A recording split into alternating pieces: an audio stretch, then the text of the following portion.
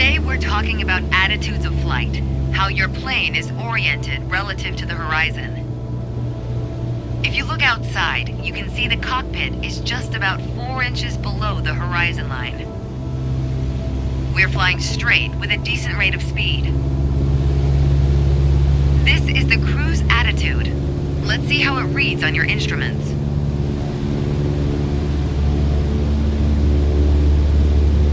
Take a look at the attitude indicator. As the name implies, it shows your current attitude. The white line is the horizon, with the sky above and the ground below. That orange element in the middle, aligned with the horizon, that's your plane. Just like we saw outside, our current attitude reads pretty much straight and level. Okay, now let's see how much power the engine's generating. Check your tachometer. Looks like we're pushing around 2,300 revolutions per minute. Combined, attitude and engine RPMs translate to aircraft performance. Which leads us to your airspeed indicator. Now, last but not least, check your altimeter. To figure out your altitude, you always want to read the small needle first. That's how many thousands of feet up you are. Then on to the big needle for the hundreds. With our current attitude and power output, we're holding a speed of 90 knots and a stable altitude of 6,000 feet. But that's about to change. Take the stick when you're ready. Pull back slightly on the yoke to raise the nose just above the horizon line. About 2 inches. Make sure you don't pitch up too much, or the angle will be too steep to create lift. And without enough lift, we'll stall.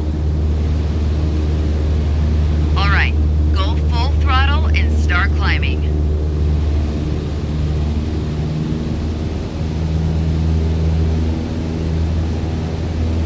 Welcome to the climb attitude. See how it shows up on your attitude indicator and tachometer? According to your altimeter, we're gaining altitude. But we're losing airspeed even at full throttle, proving you can't avoid basic physics while making a climb. Okay, before we go on, let's get back to a cruise attitude. Ease up on the yoke and aim your nose just below the horizon. Then throttle back down to 2,300 RPMs. Nice job.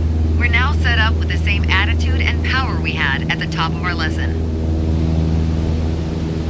Next up is the descent attitude. Start by reducing your RPMs to 1,800. Then drop the plane's nose a bit further below the horizon.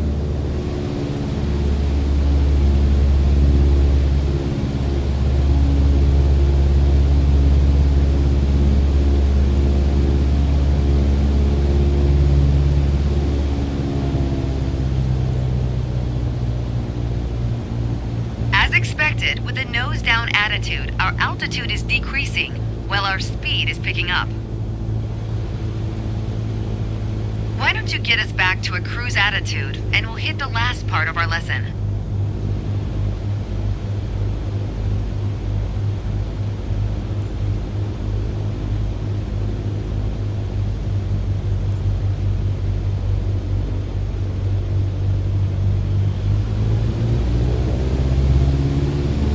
There we go. Now that we know how to cruise, climb, and descend, let's talk about the turn attitude. Gently pull the yoke left or right to start rolling the plane.